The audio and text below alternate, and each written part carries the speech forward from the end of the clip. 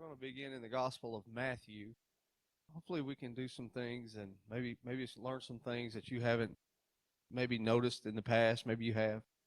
But we're going to have a lot of fun with this. I do encourage you to, if you can, take some notes. I'm going to give you some points and that you can write down in time to do that. But before I get into this gospel, as many of you may already know, each gospel presents Christ in a certain way, right? For instance, Pastor preached on the book of John, which projects the deity of Christ. Luke presents the humanity of Christ. Mark presents the servant. And Matthew presents the king. Somebody say the king. Now, one of these weeks, I'm going to bring in my Burger King crown so we have a visual, but I don't have that today. One thing I want to focus on, and really I want you to understand this, and you can apply it to any time you're studying the Word, is really to understand the context of what you're reading. Because it's really simple to pick and choose a verse and make it sound or mean whatever we want it to mean. But that's not always its intentions. And I really, really encourage you when we go through this to apply it to all of your study and all of your reading. I'll give you a brief example, and then I'll get into the background of Matthew. For example, we all know the verse Philippians 4:13, correct? I can do what? Now, I can make that verse mean whatever I want it to mean. It's really easy to do. I can make it sound great. I can apply it to any part of my life, and that's fine. But the true context of that passage, if you really study it, Paul is literally suffering in jail, and he's being encouraged by the church, the local church, and he's telling them not to worry about his suffering because he can take care of it. It doesn't mean you're getting a new boat. It means you can get through the trial. You see what I'm saying? So, as we go forward through each of these verses, I really want you to keep that in mind. Now, Matthew is presenting Christ as king. That is the overarching theme you'll notice, especially in the first 4 chapters. Once we get to the Sermon on the Mount, you're going to see it change a little bit. But the first 4 chapters, you will see the presentation of Christ as king. Now, we're going to begin in chapter 1. We're going to go to the most fun place there is to read the Bible, and that's the genealogies. Anybody ever thought to themselves, what? You know how many there are in Scripture? I believe there's 47. I have to double check my math, but there are a ton of them, and a lot of times we kind of gloss over that, but there's a reason and a purpose why they are there. And so we're going to break that down for just a little bit. So go with me to Matthew chapter 1. And so I want to introduce the subject in the book a little bit to start with. And at the time when Christ was born, Israel, as you well know, was under Roman domination. There were many things about the Roman domination or oppression that were oppressive to Israel. One aspect was the crushing taxation system. Okay, we're gonna apply a little practical information to what we know in the Bible, and we will have a good relation with it. But one aspect of the oppression of Rome was its crushing taxation system. It was a cruel system. It was relentless and very systematic. They had this very firm taxation system from all of its conquered nations. Now understand this, Israel was conquered by Rome. It wasn't the only little, I guess you would call fiefdom, that existed. They had all these little pocket nations that they had conquered. And through those pocket nations, they would require taxes. Okay? Now, there were 2 particular taxes that were taken. One was the poll tax, which basically would be comparable to like our income tax, for example. The other was called the ground tax, which would be kind of like property tax or land tax. It was interesting the way this worked. You see, the Roman senators, who were very wealthy in the city of Rome, along with prominent magistrates and other people like that, they had the opportunity to buy at public auction the revenues that were brought in through this taxation, which is interesting. So each country, say for instance in Israel, when it was dominated by Rome, those who were wealthy, it could have been a senator, it could have been a wealthy business owner, but they could acquire all of the revenues that came through that taxation. In other words, there was this sort of coalition of Roman wealthy senators, and they would buy the right from the Roman government to draw taxes. And what they would do is they would hire out these men who were locals in Israel, for example, because y'all ever hear tax collectors throughout the New Testament? Terrible phrase. If you were a tax collector, you were no different than a murderer. You were no different than a prostitute. You were as bad as they come. So what would happen was the tax collectors would be locals. They would be Israelites. They would be people who were from that area, who looked the part, who sounded the part, who would be paid off by these rich dignitaries. And so this is where the scheming would take place. And so they would take money off the top and begin to rob their own people. In other words, it was straight up theft is what it was. So what you have here is all these individual people working to gather taxes to give to the wealthy senators who have purchased the right to gain the revenue. That brings us to our author, Matthew. Okay?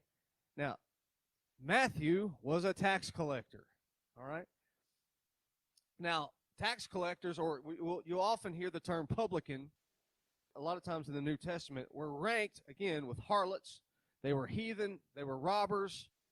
They didn't run in very good company. So to make things worse, around the year 33 A.D., there was this great financial crisis in Rome, and because of this, Rome exacted even the worst tax from its conquered nations, which created a worse problem.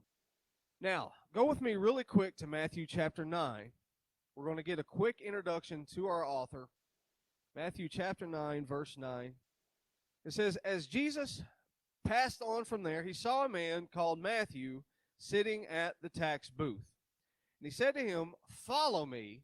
And he rose and he followed him. Now, here's the first time we get to meet Matthew, the tax collector. He rose and he followed him. Now, it's an amazing thing in the first place that Jesus would have anything to do with a tax collector. Okay? That in and of itself was astonishing. A man who was known in his society, at least, by his job. He was hated because of what he did. And here comes Jesus, mingles with him, calls him to follow him, and this is remarkable to me. He does it without question.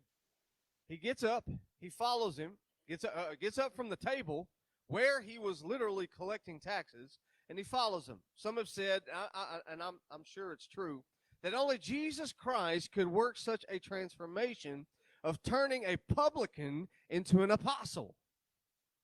This is remarkable. And that is the miracle of Matthew, who became the writer of the first gospel record. Now, I want you to understand this. We have 4 gospel accounts, but there's only one gospel. Okay? There's only one gospel, but we get 4 different accounts. And the gospel is simply the good news of Jesus Christ in a singular message. But there are 4 gospels that we call gospels historically. And now we see the introduction of the first one. There is no documentation about Matthew's background up until this point. So it is believed that he himself was actually a fairly decent person as far as he wasn't scamming people. Not all of the tax collectors were bad. For some of them, it was a job. So, but they were painted in a bad light because there were those who would steal and who would, take money off the top. So it is assumed that he was a good person, and him being Jewish, he would know of the prophecies, which we'll learn later, of Christ. And so when Jesus appears on the scene, there had to be some working knowledge. That's what's believed to have been. Again, I think Matthew here, I believe he's a modest man because, again, Jesus approaches. He doesn't question it. He goes right along with it. People aren't turned off by this necessarily. There's no, riot in the streets. You can't pick that guy. Of all guys, you can't pick that guy. You don't see any account of that. So he is believed to be at least a modest, decent person from his people. Now that we know a little bit about the author, we also need to know why he wrote it. It's important to know why. It's also important to know the audience to whom he was writing, and we're going to get to that. With his particular chapter, Matthew is actually addressing the Jews. And there's a reason why this genealogy is listed. So, this gospel can be expressed in one simple statement. It is written to rehearse the story of salvation. It is to demonstrate the fact that Jesus is Christ, the predicted Messiah, the King of the Jews, who was rejected by his own people, who was accepted by the Gentiles, and someday will return to reign as King of Kings and Lord of Lords. It is the gospel. This gospel is written to rehearse the story of salvation. And in that story, to demonstrate the fact that Jesus is the Christ, the predicted Messiah, the King of the Jews, who was rejected by his own people, who was accepted by the Gentiles, and who someday will return to reign as King of Kings and Lord of Lords. This is the gospel message. It is the story of the King who comes, the King who is rejected, and the King who will return. Now, I want you to write those down. The King who comes, number one. King who comes, number two. The King who is rejected, and number three, the King who will return. And I want to talk about those three major points for just a moment. First of all, Matthew deals with the King revealed, or the King who comes. The first thing you notice in Matthew's gospel is that Christ is presented as King. There's just no question about it. The person of Jesus is painted in royal colors, and you're going to see this. His ancestry line is traced. This is what we're going to read here in Matthew, is the actual royal line that goes through the father, Joseph. You also have another one of these in Luke. Anybody know the difference? It goes through Mary. Do you know why that's important? Why do we need both? Because in Matthew, in order to be considered as king, that lineage passed down through who? The father. But he didn't have a father. If you believe in a virgin birth, this can't happen. So now, if you're adopted into a Jewish family, you inherit all of the rights of the father.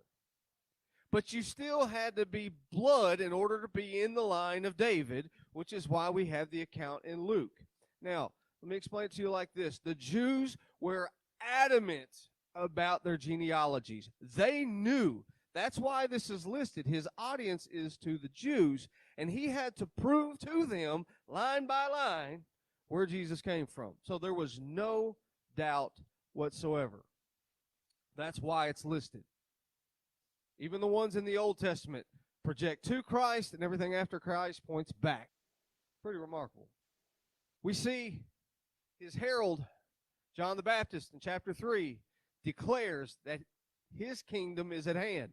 Even in his temptation, you see the royalty of the person, because the temptation itself reaches a climax when he, by Satan, is offered the kingdoms of the world. And even Satan acknowledges that he has the right to rule. His miracles were his royal credentials. His parables were called the mysteries of the kingdom. He was hailed as the son of David, and he claims the freedom to pay tribute to the kings of the earth, for he himself is the child of the king. This is remarkable. And then the book of Matthew takes on another character, the king rejected. And as we study the Gospel of Matthew, we're going to see the people to whom he came, for whom he sought submission, reject him. Matthew is the gospel of rejection. You see this a lot. No other gospel has so much to say about his kingliness, and no other gospel has so much to say about his rejection as king. Before he was even born, his mother was in danger of being rejected by Joseph. Y'all remember that? The angel appears to Joseph. What was Joseph thinking? Hey, she stepped out on me. And the angel of the Lord had to appear before Joseph and tell him, no, that's not the case. Not the case at all. The shadow of rejection is never lifted from the Gospel of Matthew. You're going to see that. On the plains of Bethlehem, no angel choir sings, but mothers are weeping in anguish as their babies are being slaughtered. Remember when King Herod sends his soldiers to wipe out the babies?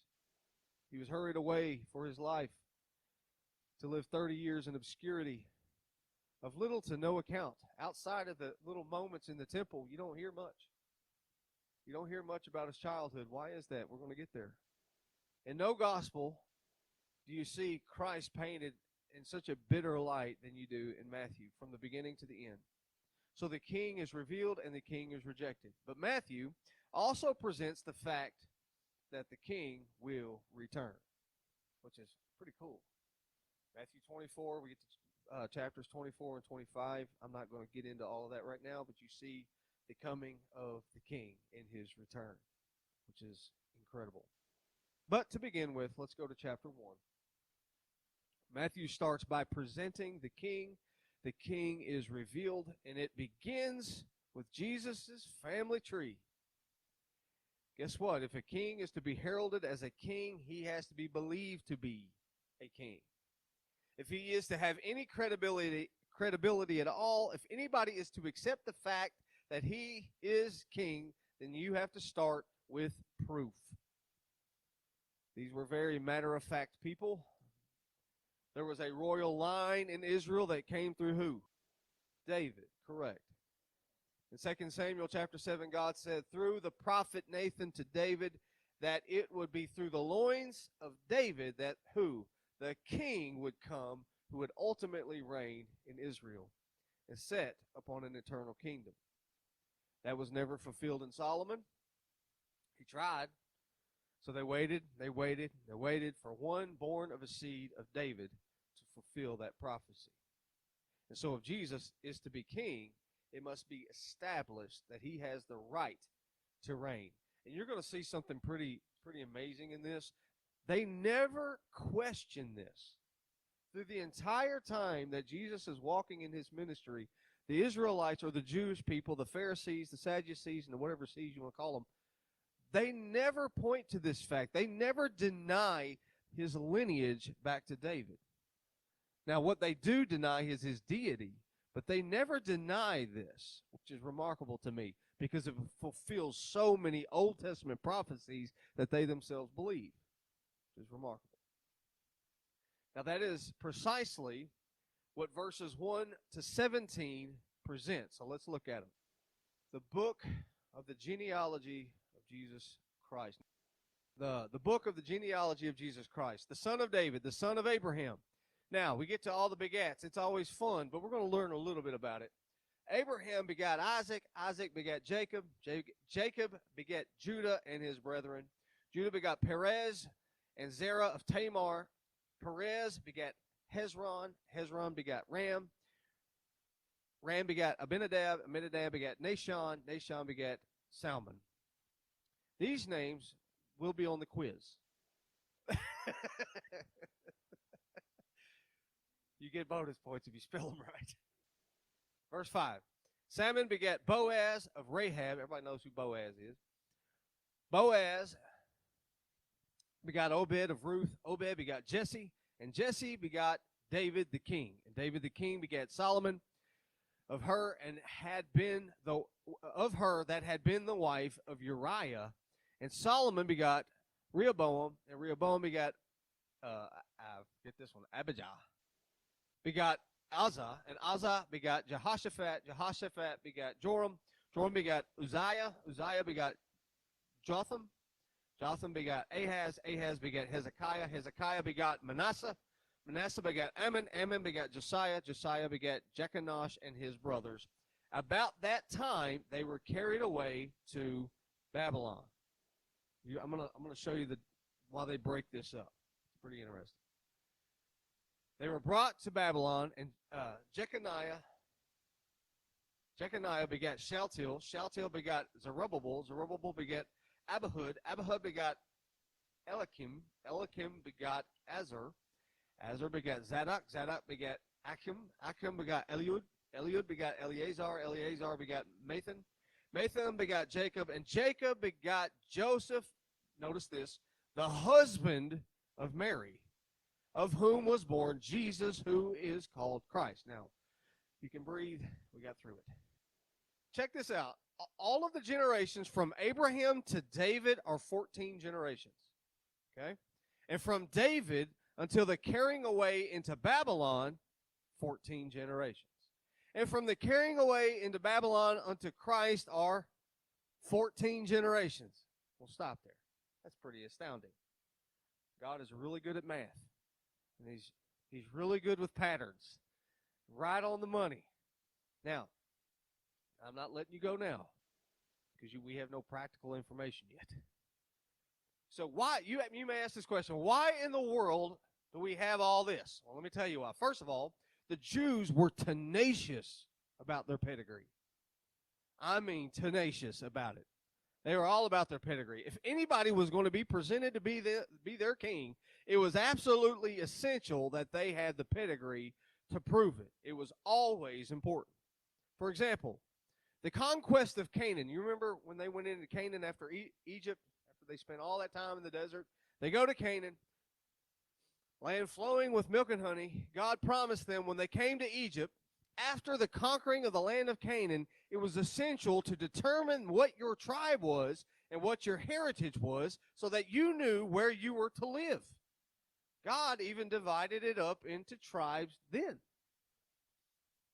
And according to Numbers chapter 26, you had to know your tribe. You had to know your family. You had to know your father's house so that you could identify yourself with the right location in the land, or you didn't have any inheritance. This was crucial. It's not as deep. Well, I'll show you here in a moment. Another interesting indication is in Ezra chapter 2. These sought their registration among those who were reckoned by genealogy. And what it means is that when after the Babylonian captivity, when they started to go back, the people started coming back to Israel. Remember, after that 70 years in captivity, they started flowing back, and many of them were claiming to be priests. They were claiming to be in the tribe of what? Levi. That was a problem because if you falsified that information, you died. God did not like that whatsoever. And so it was important to know who you came from. In fact, it's most interesting to remember to me, and hopefully you remember this, that even when the New Testament begins, what is it that Joseph and Mary are doing? Coming back. They're going down to be registered according to their own ancestry in their own place because they're having to be identified in that manner. Luke chapter 2, in the first 4 verses, it tells us simply that. Came to pass in those days, they went out a decree from Caesar Augustus, Christmas story, and all the world should be registered or taxed. And the registration was first made when Quirinius, the governor of Syria, and everybody went to be registered in his own city.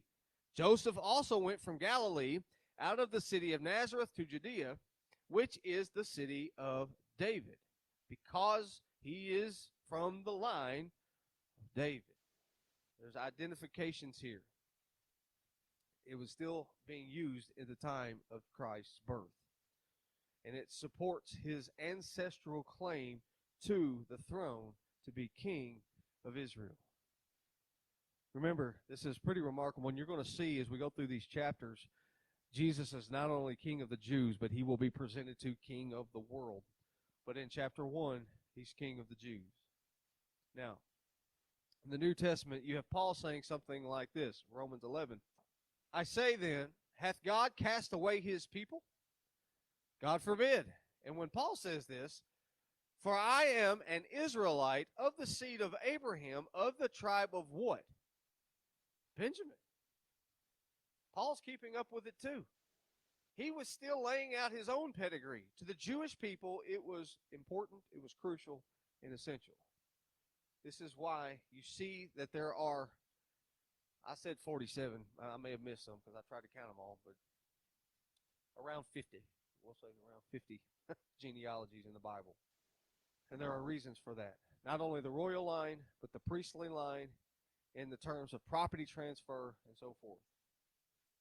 Now, it has changed a little bit. There is some knowledge of this today, but it is not nearly as well known in today's day and age. It is really difficult, even back when Israel became a state, what was it, 48, 49? When they started coming back, there was some confusion as to where they belonged because they weren't sure. They didn't have it documented or written down. Now, people assume certain things, but I'm going to show you the importance of this. They don't really have an accurate account after this time of Christ. Now, watch this. They don't have much of a record of their tribal ancestry today, and they can't really trace it all that well. It is somewhat vanished in a sense. I'm sure we can get on, Ancestry.com and maybe find a few things, but it doesn't go back that far. All right? They can't really trace it that well. So, get this. No Jew existent in the world today could prove who he is. See what I'm saying? Apart from this, there is no evidence that somebody after Christ could assume the mantle of Christ because they don't have the documentation to say that I can be king of the Jews. Like, you can't say it. It had to be then, and we're going to find out the prophecies and stuff that he fulfilled later. But just this itself was proof enough that he had to be it, because after him, there was no other chance. There's no other evidence. There are some Orthodox Jews who still believe the Messiah is going to come, but the problem is they'll never be able to prove it themselves. In fact, Orthodox Judaism still today is holding out for the Messiah to come and to reign here on this earth to deliver them as rulers of the world. That's still their ideology. If you get down into Judaism, that is what they believe. In fact, they would hold to the teachings of Moses. They would hold to the teachings of Isaiah. And they would look to certain things in this account, and they would try to disprove who Christ was because he came in such obscure manners. He was from Nazareth. Imagine being from Nazareth. It's like being from Midway. Who lives in Midway? That's nobody lives out there. That's kind of the way it was. And so they don't want to admit that number one, they crucified their king. And number two, they don't believe that he could come in such obscurity because they thought that they had the right to rule. As I said earlier, there are some distinctions between this genealogy and the Luke genealogy. Matthew is showing the legal genealogy of Christ, the legal descent of Jesus as the King of Israel. Luke is showing the lineal or the bloodline. And you say, what's the difference? The difference is this. The royal line always was passed through which parent? The father. Always came through the father. But Jesus had no human father. So in order to have the bloodline to reign, he had to be a descendant of David through his mother as well. Get that? Matthew follows the royal line through David and Solomon, David's son. Matthew follows it all the way down. He gets to David, and then the royal line went through Solomon. This is pretty cool. But David had another son. He had several, but this other one was Nathan. Mary's line came through Nathan. So what you have is one line coming down through David, and it goes this way through Solomon and this way through Nathan. Now, through Nathan, you come to Mary, and through Solomon, you come to Joseph. Both of them, the seed of David, both of them passing on royal blood. So, lineally, bloodline, he is of David. Legally, as heir to the throne, he is of David, both his mother and his father. Now, go with me really quick to verse 16. We'll look at that. This is interesting. It says, and Jacob, the father of Joseph, the husband of Mary, of whom Jesus was born, who is called Christ. What doesn't it say? Nope, it does not. He says the husband of Mary. The Bible never calls Joseph the father of Jesus, ever. You never see that. He never calls him the true father. And by the way, look at verse 16 again. Jacob begot Joseph, the husband of Mary, to whom born Jesus, of whom, focus on that phrase there, of whom in the Greek is in the feminine gender. He was born not of Joseph, he was born of Mary. Just even in the wordplay, he was Joseph's child legally, because if you were adopted into the family, you were the legal child with all the rights and privileges. He was Mary's child lineally and by blood. And so every way possible, Jesus Christ had the right to rule. Now, it's interesting that in Luke, in his genealogy, verse 23 of chapter 3, it says, "And Jesus himself began to be about 30 years of age, being, as was supposed, the son of Joseph, which was the son of Heli, and so forth. He was considered by everybody," now watch this, he was considered by everybody to not be the real son of Joseph. He was not the physical son of Joseph. But because of his adoption, most people thought, at least at the time of his birth, that he was the son of some illicit affair. Again, that's why at the beginning Joseph was going to leave Mary until the angel of the Lord appeared to Joseph. But they called him the son of Joseph because Joseph was constituted his legal father. And there was never really any question about that. We have perfect fulfillment, perfect and all the sense of the word. Look at verse 11. It says, "And Josiah," I want to just pull this out because I thought it was fascinating. "Josiah begot Jeconiah, his brethren." Now this is really interesting to me. Sorry, I'm kind of geeking out on you, I know. But Josiah begot Jeconiah and his brethren. Now, about the time of the Babylonian captivity, when they were carried away to Babylon, and after they were brought there, watch this. Jeconiah begot Salathiel, and Salathiel begot Zerubbabel. Okay? Now, I want you to know something very interesting. We read his name, Jeconiah. Josiah begat Jeconiah, and Jeconiah begat so-and-so. Now, there's something very interesting here. I believe it's in the Gospel of Luke. Anyways, I want you to go with me real quick to the book of Jeremiah. Jeremiah chapter 22. I want you to see this for yourself. Jeremiah 22, verse 30. It says this, "Thus saith the Lord, write this man down as childless." And the man to whom it refers is Jeconiah, the same man, a man who shall not succeed in his days. None of his offspring shall sit on the throne of David. Did you get that? None of Jeconiah's offspring will ever sit on the throne of David.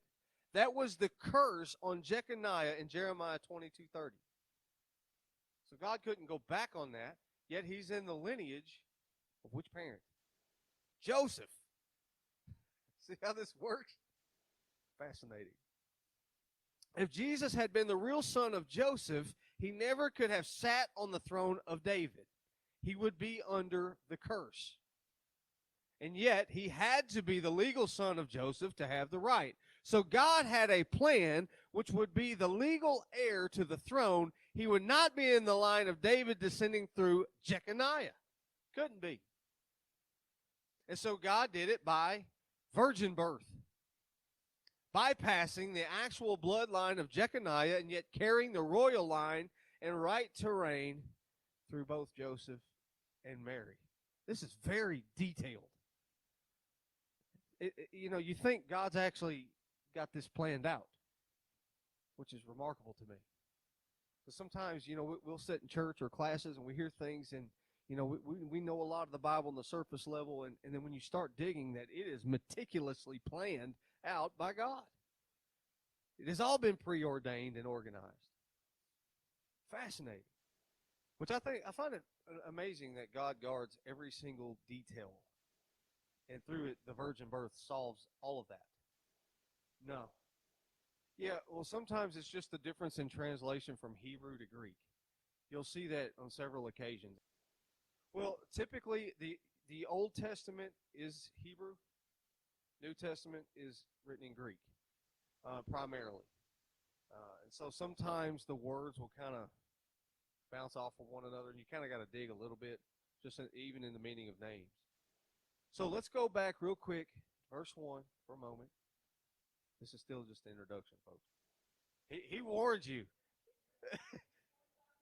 He warned you. All kidding aside, I want you to understand, like, when you're studying on your own, it doesn't have to be this particular passage, but anytime you're reading the Word of God, you can go so much farther. Like, you think, I know that book, I know that gospel, I've read Romans 1,500 times, but there's still a wealth of information to really grasp the Word of God. I'm just trying to paint a picture of how deep we can go. And, I mean, we can go farther than this, and we'll speed up as we go, but this is how rich the Word of God truly is. It isn't just a book. It is a living Word that is constantly reaching us and speaking to us. And so it's important for us to really dive into some of these details. And the last time I taught this, we were dealing with, 20-year-olds, and by the time we get done, they have a pretty firm grasp, and I'm really encouraged in here because you're way ahead. That's what I just said. That's what I said, Bill. So let's go back to verse 1. This is, again, the introduction. The book of the genealogy of Christ, son of David, the son of Abraham. The book, biblios here, the word biblios in Greek, it can mean a book or it can mean a list. Here it means a list of names or a record, the book of Genesis or beginnings, the book of beginnings about Jesus Christ. This is the story of how Jesus Christ came to be. This is the record of his origin, of his ancestry. I'm going to give you some Greek phrases here. Number one is Isos Christos, I-S-O-U-S, then Christ with an O-S on the end. So, Sus, S-O-U-S, is the Greek equivalent of the Old Testament Yeshua, or Yeshua, which simply means Jehovah saves. That was to be his name. Matthew 1:21, it says, Thou shalt call his name Jesus, for he will what? Save his people from their sins. Correct. Yeshua, Jehovah saves. Then there's Christos, which means the anointed. He was anointed as a prophet, he was anointed as a priest, and he was anointed as what? As a king. And so here you have the book about the beginnings of the one who will save, who was anointed as prophet, priest, and king. And it was so important to know this, and our dear Lord Jesus, pure and spotless without sin, was mocked, maligned, slandered, and always had innuendos thrown at him about the remarks of his origin. In the 13th chapter of Matthew, verse 54, it says, When he was come in his own country, he taught them in their synagogues, inasmuch they were astounded, and they said, From where hath this man this wisdom, these mighty works? Where did he get this ability? They asked the question, is this the carpenter's son? In other words, please, they're speaking sarcastically here. Like, I know Joseph, and he ain't that smart. That's how they're thinking. Is not his mother Mary? We know Mary. I saw her at the grocery store. Piggly Wiggly, we'll call it that. His brethren, he had physical, real brothers, half-brothers and sisters, James, Joseph, Simon, Judas, and his sisters. But where hath this man all these things? And they were offended. He doesn't have any right to this kind of stuff. Who is he? He comes out of a lowly bunch up in Nazareth, the rednecks. That's what it was. Let's just call it that. Yeah. In the 7th chapter of John, again, this kind of mockery about his origin. Jesus comes down to the Feast of Tabernacles. The Jews get upset at him because of what he says. He says this, Nevertheless, we know this man from where he is. But when Christ comes, no man knows where he's from. Listen, we know this Jesus. I mean, this is not the Christ. We know where he comes from.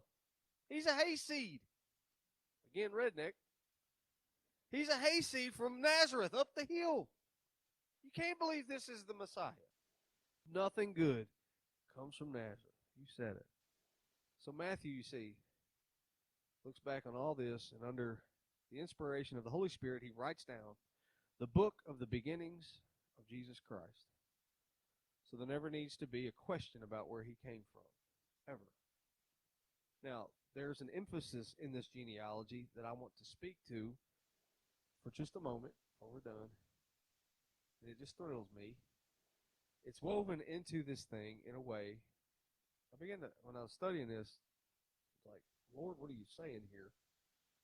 How do I say anything about this? And I began to think about the fact that Jesus was the king. He wasn't a king like any other king. He wasn't a king who ruled by law. He wasn't a king who ruled by anything, but by grace.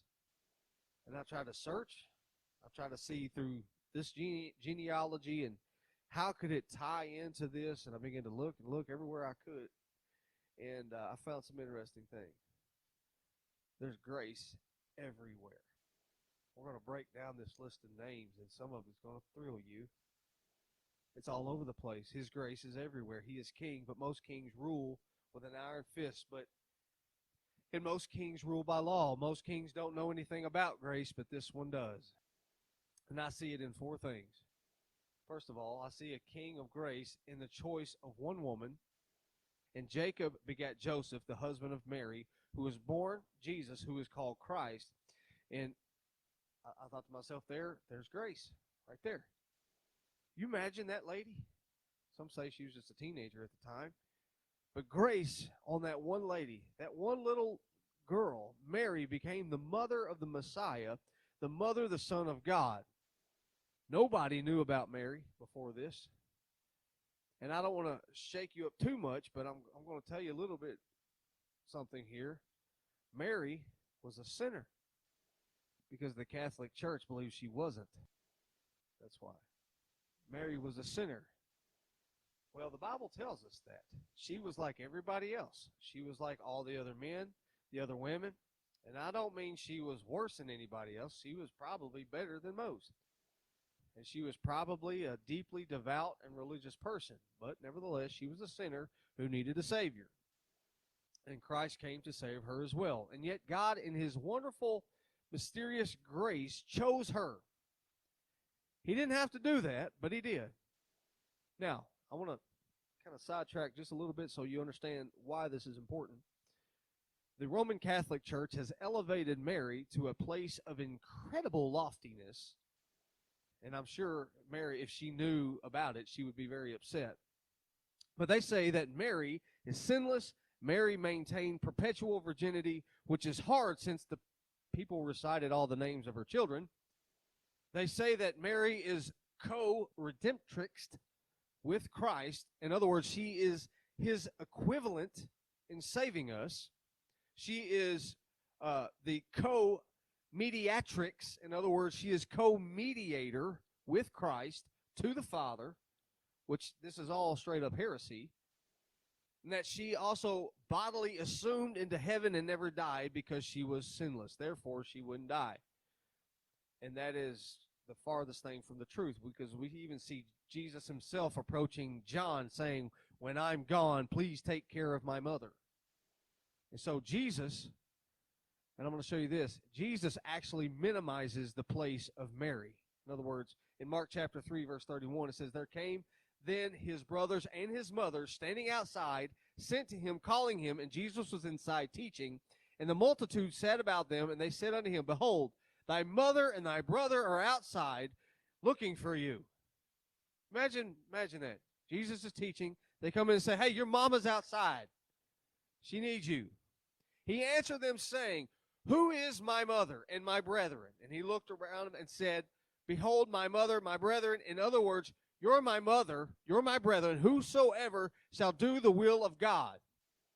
Jesus is basically saying, don't worry about that right now. I am going about my Father's business. In other words, I'll get to you later. So he's minimizing the place of Mary here. In other words, she's just another face in the crowd. Jesus understood this. Again, this is carefully laid out by God because he knew what would come down the line. He knew that the largest religious group existing in the world today would be the Roman Catholic Church, teaching this heresy throughout the world. It has been for the last 1,500 years or so. So we see the gospel of grace in the choice of this woman. We also see it in the seed of two men. Look at verse 1. This is fabulous. Verse 1, the book of the genealogy of Jesus Christ, the son of David, and the second one, the son of Abraham. Let me ask you this question. Was David a sinner? Absolutely. Absolutely. Was Abraham a sinner? David was also a sinner. Abraham was also a sinner.